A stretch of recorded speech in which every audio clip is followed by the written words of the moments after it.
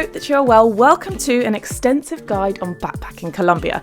In this video, I'm going to be covering all the backpacker hotspots of the country, most of which I travelled to in my 3 months there at the start of 2020, but I will also be covering some spots I did not make it to.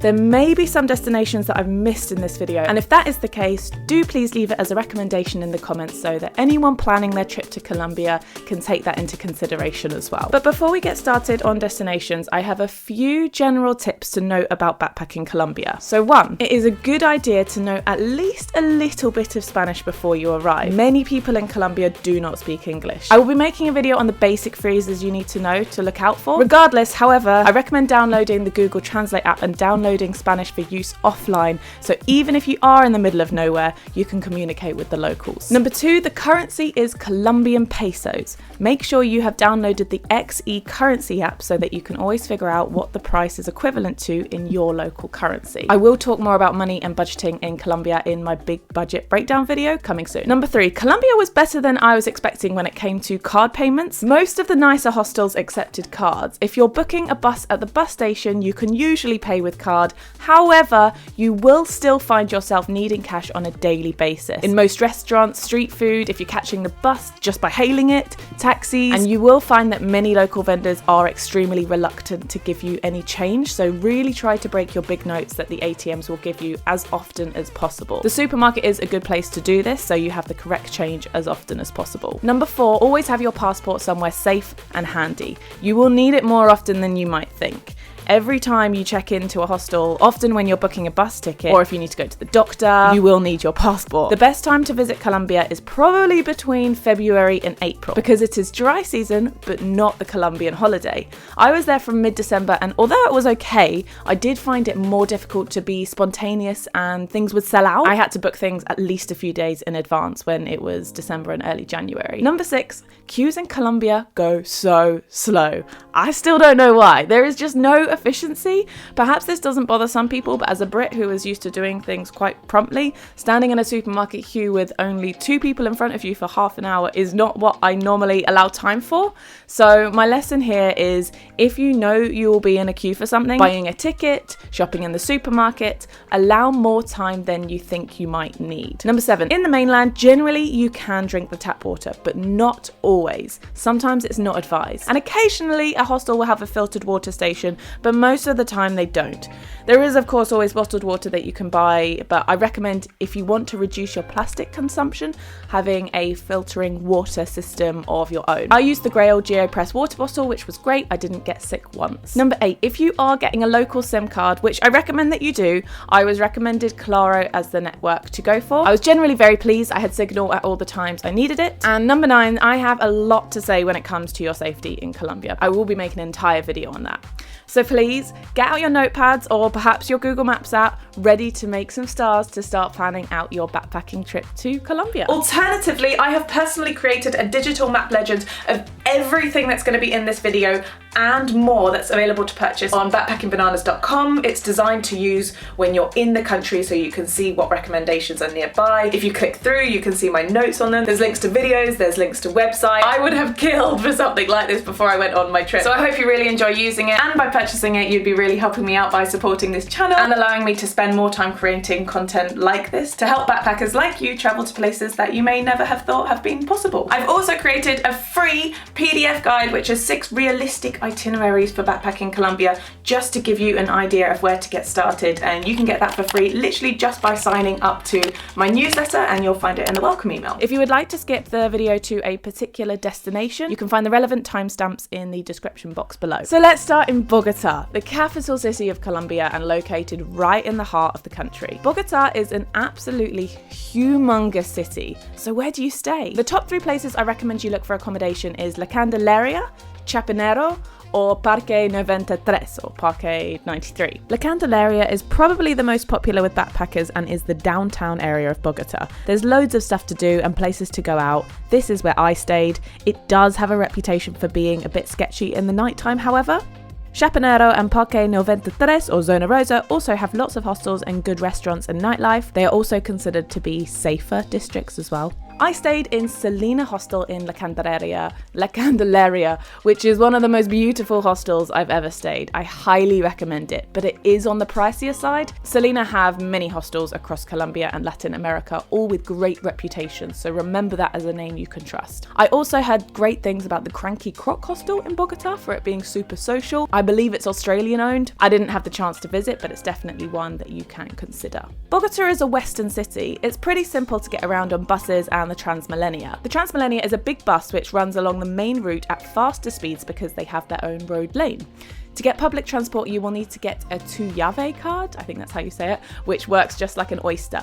You can purchase it at any of the bus stations. It costs 5,000 pesos, which is around £1, and then you can load it up with as much money as you want. One journey, no matter how far you go, costs 2,400 pesos, which is around 50p, so nice and affordable. You can also get Ubers, which is very popular and very cheap. Personally, I find this more reliable than just hailing a local taxi because obviously with Uber, you can check the number plate, you can check the driver, you can check his ratings. Bogota is located in the mountains at 2,600 meters. It is one of the highest cities in the world, and what that means for you is the weather is kind of unpredictable and not as warm as you'd expect from a tropical country. I needed to wear a jumper the majority of the time. I recommend always to bring a raincoat and sun cream with you because it's not unlikely to see rain, but when the sun is out, the sun is strong. As for things to do in Bogota, there are a few things. You can take a free walking tour to get your bearings or a cycling tour like I did, which was fantastic. I booked it via the hostel. I also took a trip to the Salt Cathedral, which is a popular day trip. That was recommended to me by many people and I liked it, but being honest, after having done it, I wouldn't have been butthurt if I hadn't have done it. It's great if you're interested in history though. Possibly the most popular tourist attraction in the city, however, is to go up the cable car to Montserrat. I think this is definitely worth it. The views are amazing at the top and it is half price if you go off peak, which is the middle of the day, and then it's full price after 5 p.m. and the queues are very long at that time. So just something to bear in mind. If you don't have any particular reason to stay in Bogota, I don't think you need to stay more than 2 days in the city.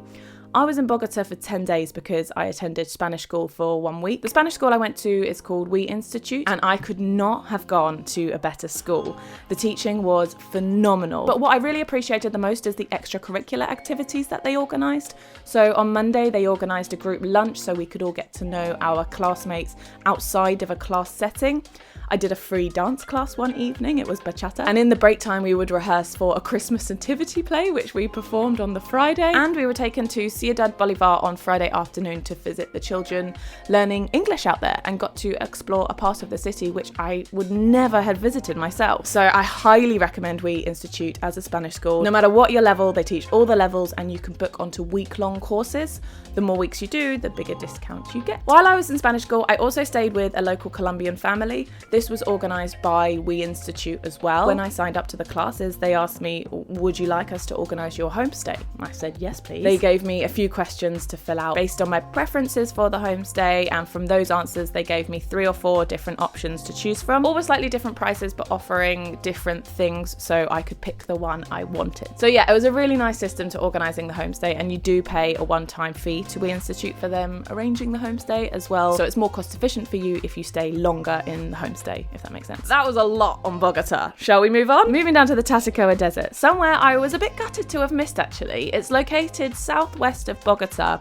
You have to get a bus to Leyva and then a taxi or some shared transport to the little town of Villa Vieja. From there, you can get a tuk-tuk into the desert or find a tour company in town. So you can stay in Villa Vieja, but I believe it's recommended to find yourself some accommodation actually in the desert, or really close, so you can sleep under the crystal clear starry sky. It sounds dreamy, it really does. Next up, we have Cali, the 3rd largest city in Colombia, famous for being the world capital of salsa dancing. Cali is easy to get to from all directions. I got a night bus from Bogota, which dropped me at the bus station, and then I got a taxi to my accommodation. If you have no interest in learning salsa, Cali probably isn't going to be your favourite city, but let's pretend you do want to go there. I stayed in El Viajero hostel, which I highly recommend. It's a super social hostel, great for solo travellers. It has a pool, a bar, it puts on events, and it is also a salsa school, and there are free group salsa lessons every evening, and then you can also book onto privates.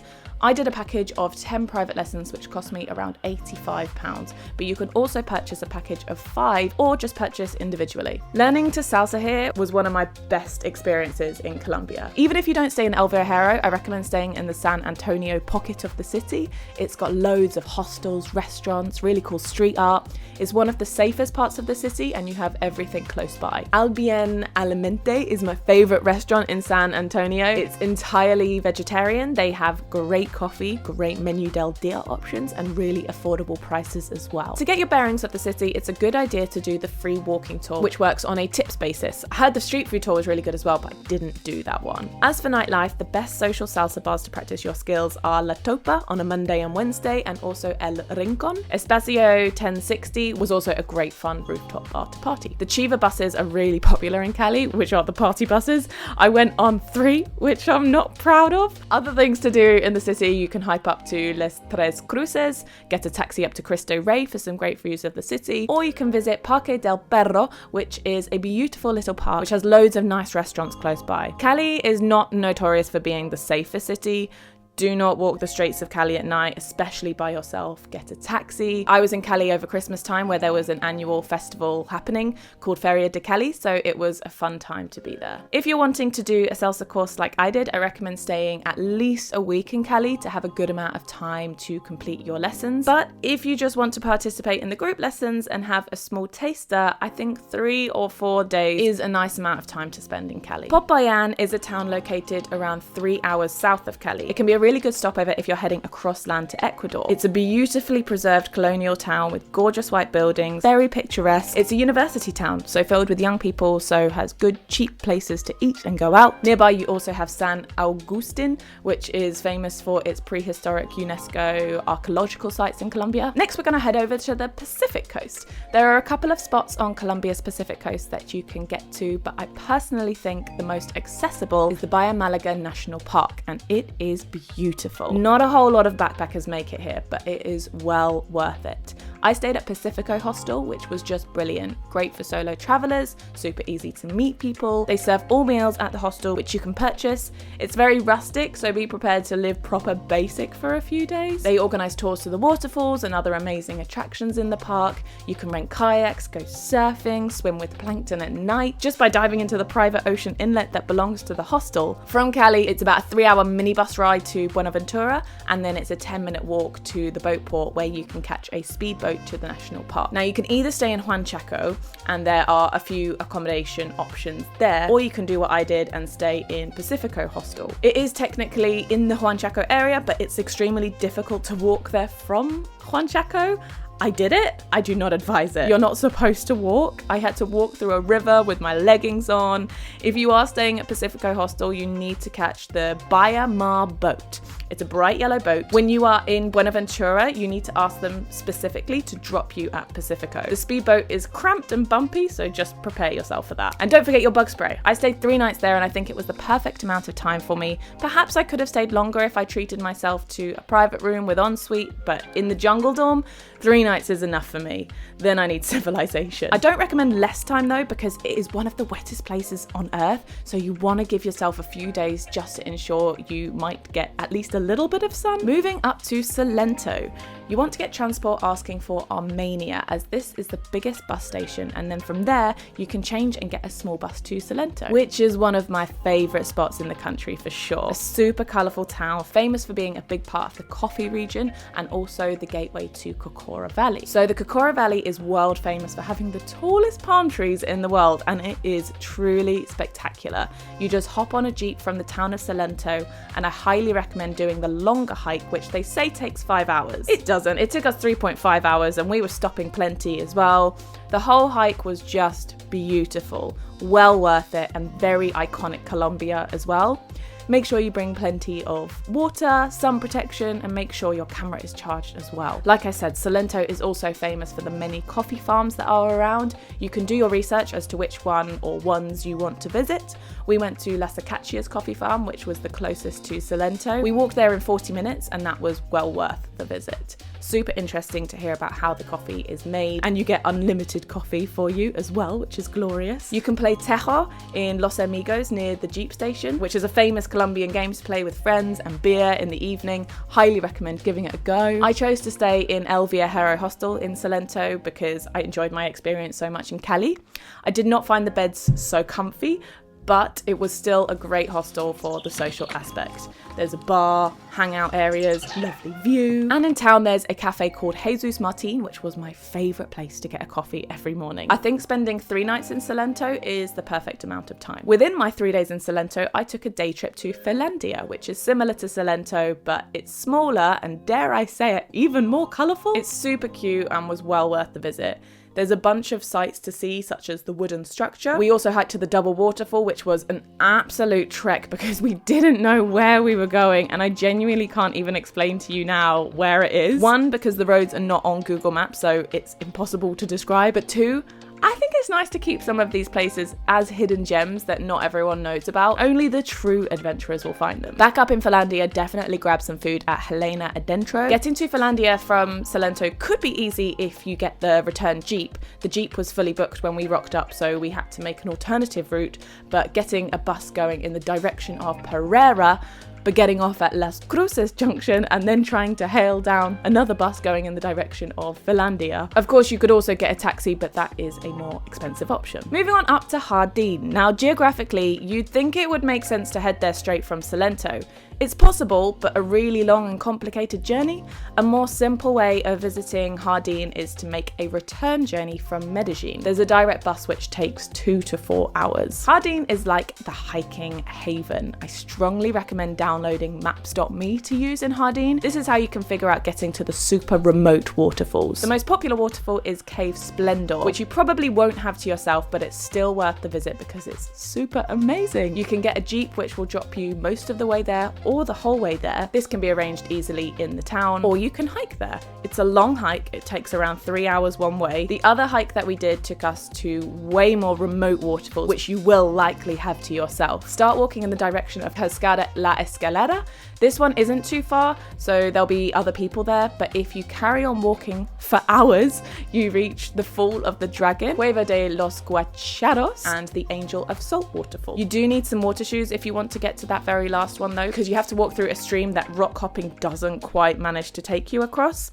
There are a couple of different hostel options in Jardin. We stayed in Lulo's hostel, which was decent enough. Nothing to shout from the rooftops about though. It was in a good location though. If you can, book somewhere that is close to the main square, as that is where everything is happening and it's pretty lively all times of the day, but especially in the evening. Café Cuchillas in the town square has the best coffee, and our favourite restaurant in town was La Parrilla de mi Pueblo for some well-priced quality meat options if you are not a veggie. There is an amazing vegetarian restaurant though called Revolucion Bananera, which is a little out of town, but we always passed it at the beginning of our hikes, so we'd have brunch there, and I highly recommend that. Medellin, the city with the darkest history that has really turned itself around to become the most developed city in Colombia. It's modern, it's trendy, it's the only city in Colombia to have a metro system. Bogota is still working on this. I honestly felt like I was in the US most of the time in Medellin. It is most travelers' favourite city in Colombia. Many digital nomads live here, and I can totally see why. The main place that backpackers stay in Medellin is El Poblado.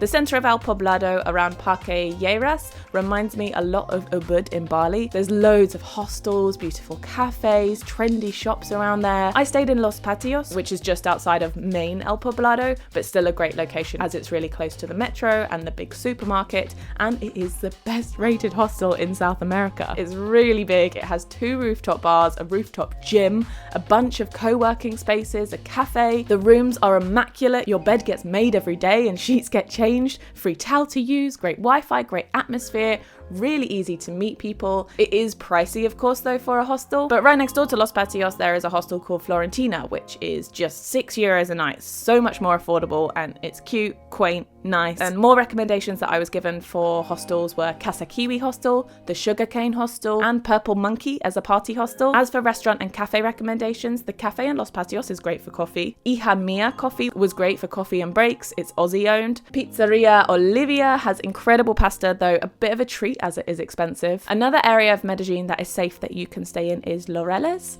Some great cafes and things around there. It's cheaper to stay in Laureles as well, but it is a bit quieter and a bit more residential. Real City Tours is the best tour company in Medellin, so I've heard. You can do free walking tours with them to find your feet. I also highly recommend doing a Comuna 13 tour and or Pablo Escobar tour.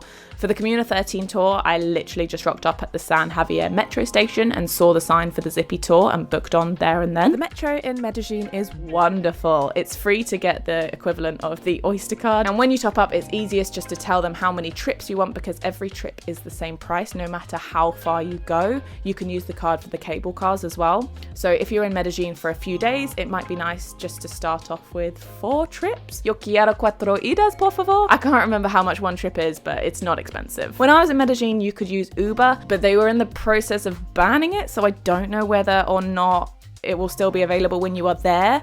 It's worth a try. If not, there is other equivalents such as Beat, Didi, Cabify. There are 2 main bus stations in Medellin, the south and the north one. So if you're heading south or arriving from the south, lo and behold, it will be in and out of the south station. So Salento, Cali, and the north station will take you north. The north station will also take you to Guatape, which is arguably actually east. But anyway, it's 2 hours from the north bus terminal in Medellin and will cost 15,000 pesos one way. Many people actually just do day trips to Guatape, which is worth it. But personally, I think if you have the flexibility, it's really nice to stay a couple of days. You can hike Piedra de Peñol, which is 700 steps, takes around 20 minutes to climb and gives you the iconic view in Guatape. It costs 20,000 pesos entrance and there are a few shops and toilets at the top. As you can imagine, it's pretty touristy. You can get a tuk-tuk to the start point from the main town. Guatape has the cutest, most colourful streets to wander down and go shopping. I stayed in Lakeview Hostel, which was recommended to me, and it was okay. I do think you should explore your options with hostels though, because I reckon there are some others that may be better for your money. There was no social vibe in the hostel that I stayed in, so unless you've got some cool roomies, I don't think it would be the easiest to make friends. You can do water activities in Guatape. I went paragliding, which was awesome, and you can also go on some hiking trails,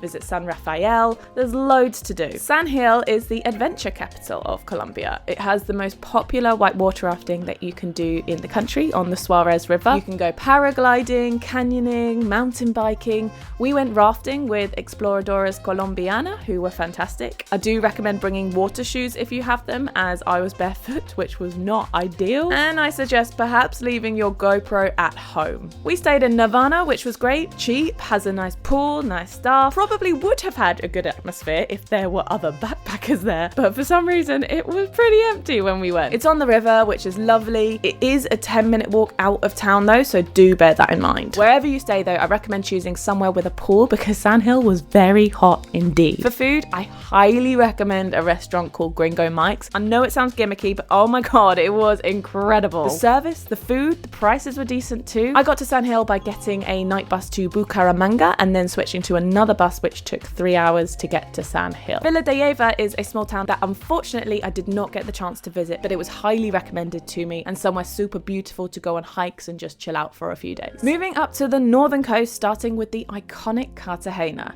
the most touristy and expensive place in Colombia. Stay in Getsemani for slightly cheaper hostels and still a good location. We stayed in El Arsenal, which was lovely, nice pool and good free breakfast. Also, La Antigua Capsula is a great cheap hostel with triple bunk beds and also a good free breakfast. Other hostels that I was recommended were One Day Hostel, Life is Good Hostel. You also have Selena, Viajero, which are always nice too. They're all in the same area. I just recommend going with one that fits your budget and also that has a pool if you plan on spending more than one day in Cartagena because it is hot. You can visit the old town, which is beautiful and lots of really nice shops, though they are expensive. You can watch the sunset on the wall. Everyone talks about how safe Cartagena is, but please do still look out for your valuables like you would anywhere else. Pickpocketers are always around and they are nifty. Be careful. Now I'm going to talk about Isla Roots, which is an island hostel that I made an entire video on. Isla Roots is one of the San Bernardo Islands. There's a few remote hostels there. You have the very popular Casa en el Agua, which is quite literally a floating hostel. It looks really cool, but there's literally no escape. That's why I chose Isla Roots, which has its own small island where you can roam around, play beach volleyball, slackline, and with a great natural swimming pool with a cocktail bar. Rooms are incredibly basic. You can stay stay in a dorm or in the hammock room. You can either bring food with you to the island, but you can't cook there, but you can sign up for the 3 meals a day provided. The breakfast is included, and then it's from 30,000 each for lunch and dinner. You can also pick up snacks at the local island of Islote. Isla Roots runs all kinds of tours which you can sign up for, like the trip to Islote, the most densely populated small island in the world. There's the snorkel tour, subwinging, wakeboarding, nighttime plankton, visiting the big island of Tintipan. There's loads. The only downside is getting there is pretty expensive from Cartagena. It costs 100,000 pesos one way for an uncomfortably full speedboat. The only company that will drop you direct to Isla Roots is Tranquitizi. You can book that in Cartagena, and I believe that boat company is actually owned by Casa en el Agua. There is no other easy way of getting to the island. But there is a slightly cheaper way of getting back to the mainland, and that is by heading directly to Rincon. We had to get a small boat to Tintipan and then a speedboat to Rincon. Rincon is a fishing beach town full of locals, and it's super chill. Do note though, there are no ATMs, no big supermarkets. If you want to get there from the mainland, you must get a bus to San Onofre, and then a motor taxi will bring you to Rincon. And that's the same way that you get out of town as well. The motor taxi takes around 30 minutes and costs 10,000 one way, which is pretty good. It's nice to spend a couple of nights in Rincon, especially if you are traveling the San Bernardo Islands. If you walk to the far left, there's a super isolated beach, calm, warm ocean, perfect for swimming and just chilling out. And there are a few small hostels in the town as well. Now, if we travel east along the coast, around 3 to 4 hours from Cartagena, we reach Santa Marta. There is a big city called Barranquilla along the way, but unless you are there for the annual festival, not many backpackers bother stopping in Barranquilla. But anyway, back to Santa Marta. In this city itself, there isn't anything to do, and it's not that nice. But Santa Marta acts as a hub to so many amazing things that you can do near and around the city. Santa Marta is very hot, so you want to stay somewhere with a pool in an ideal world. I stayed in an Airbnb to get work done for the week, but I've heard great things from both Dreamer Hostel and Messiah Hostel. If you want a private room, however, and can't be bothered to be social, I highly recommend Hotel Sierra Nevada. There's no pool, but the prices are cheap. The free breakfast is great, the location is great, the staff is super friendly, and overall I thought it was really good value for money. It's actually pretty close to the migration office as well, so I extended my tourist visa in Santa Marta, which I do actually recommend as a good city to do that if you want to do the same, because there was virtually no queues. I went to Icaro Cafe every day for a good barista coffee and good Wi-Fi. It's located near Parque de los Novios, which is basically the best spot for all the good restaurants. One night we actually splashed out and treated ourselves to a really nice meal in Osu, and it was phenomenal. If Palomino is your next stop, there is a specific bus stop in the center of the city that takes you there. You don't need to go to the main bus station, so do make a note of that place on your map. If you are coming to or from the airport in Santa Marta and you need a hotel close to the airport, I stayed in one which was just 2 kilometers away called Hotel Central. It's really, really basic, but you can get a private room with aircon and ensuite for 30,000 pesos, which is about £6, which is the cheapest private room I had in the whole of Colombia. Somewhere I didn't manage to get to, but definitely would have gone if the pandemic didn't send me home, is Minca. Minca is a short bus ride from Santa Marta. It's a village in the mountains where you have some epic hostels. Not all of them are in the town of Minca, so make sure you make a note of exactly where your hostel is, but they all have epic views and are just great spots to relax. You can do jungle hikes to waterfalls and things like this. And another thing in this region that I didn't have time for is the Lost City Trek, or Ciudad Perdida. This is an expensive activity. I believe it's a fixed price as well across all the different tour companies, and it costs around £300 to £400, but it's super popular and a very touristy thing to do. It takes 4 to 5 days, I believe. You sleep in the jungle. Very sweaty hike, but apparently worth it. And next along the coast, somewhere that I did manage to get to is Tayrona National Park. It is a private park and it's closed every February for maintenance, so do check that it is open when you are wanting to visit. It is huge, and there are 2 entrances, but I'm going to tell you about the most popular entrance because that's the one I know, which is the Zeno entrance. They have a limit to how many people can go in the park each day, so I recommend, in order to have the best chance possible of getting in, that you arrive early from when it opens in the morning. Entrance into the park is 53,000 pesos when I was there, no matter how long you choose to spend in the park. Check the website to see if you can book your tickets in advance. When I went, you couldn't, because they had only just opened under new new ownership, but that could change by the time that you go. I recommend staying at the Journey hostel before and or after your visit, as it's just 2 kilometers walk from the entrance and is also just stunning. Coming from Santa Marta takes around 1 hour. It also takes around 1 hour from Palomino. So some people just do a day trip, but I recommend staying at least one night in the park to get the full experience. The most popular area to stay in the park is Cabo del San Juan. This is where the iconic beach in Colombia is. You may have seen pictures of it before. The accommodation is either camping, bring your own tent or rent one, or you can stay in a hammock on the beach. The cheapest hammock costs 40,000 pesos, so it's expensive for a hammock and basic facilities, but it's worth it when you consider the amazing location that you're in. They do have restaurants out there. They are not the cheapest, but there are some reasonable options like rice and vegetables for 18,000 pesos. In the daytime, you have a sandwich cellar on the beach where you can get hot sandwiches from 7,000 pesos, which is a great option for lunch. There is a little tienda where you can buy toilet roll, water and basic necessities for extortionate prices. They do also have coffee and sugar, but not milk, so if you want that, bring your own from outside the park. Moving just 8 kilometers along the coast to a region I like to refer to as Costeño Beach. It's not actually called this though. I don't even think it really has a name, but anyway, the bus drops you on the side of the main road and there are motor taxis waiting who can take you down to your hostel, which costs just 3,000 pesos. There are 3 main hostels, all within a 5-minute walk along the beach. You have Costeño Beach Hostel, which is where I stayed. The pool is incredible. It is definitely the fanciest, but also the most strict, which is not necessarily the most fun. La Brisa Tranquila is in the middle, and I think that one has the best food. And Los Hermanos is the cheapest, and I think had the best nightlife. I reckon this one is the best vibe to meet people, though all 3 are pretty social. The area is just a really chill place to come and relax and party for a few days. You can surf too, but the waves looked a little bit hectic for me. There's no ATMs or shops close by, so make sure you have come prepared. And just a few kilometers down the coast, there is a hostel called El Rio, which is really popular. I didn't go, but I imagine it's very fun. Many people recommended this one to me. It's very secluded.